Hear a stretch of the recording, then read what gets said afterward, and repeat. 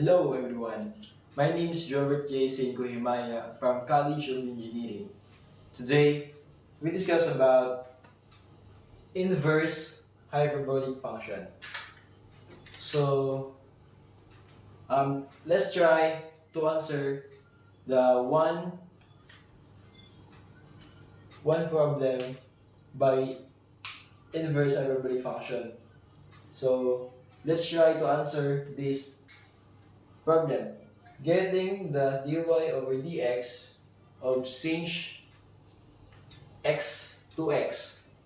So, first,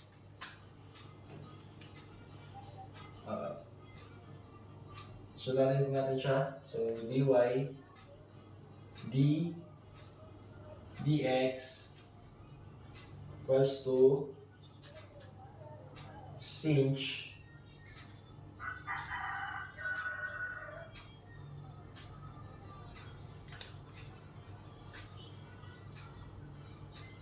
equals to 1.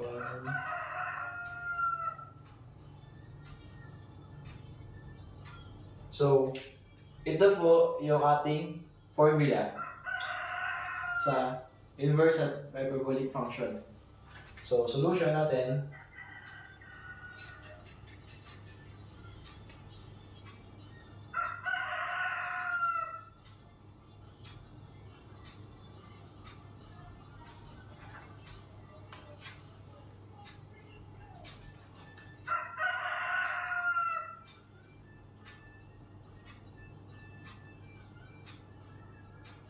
So, yung u natin is 2x.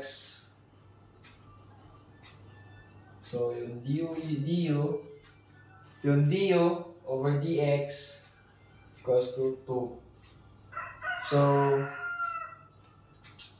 sa formula, ayan, na-input natin ito siya. Sa u naman, multiply natin sa, so, derivative ng u ng 2x equals to 2. So, 2 equals to 1 times 2 equals to 2 over square root of 2x close and open parenthesis 2x raised to 2 plus 1. So 2x times 2 equals to 4x squared plus 1. So this is our answer. So paano po ba natin nakuha yung sagot na 2 over square root of 4x squared plus 1? So first, dahil since yung ano dito, yung given dito, so alam na agad natin yung formula ng since is 1 over square root of u squared plus 1. Ayan. Times natin sa u. So, ang una pong ginawa ko is yung derivative. In-input ko muna siya. Then, yung u natin is yung 2x. So, dito ko nilagay plus 1. Then, multiply sa u. So, yung u natin is yung 2. So, derivative po ng u natin is yung 2. So, naging 2 times 1 equals to 2. And then, 4x times 2 equals to 4x squared plus 1. So, ganun po natin siya nakuha yung sagot sa problem na ito sa inverse hyperbolic function.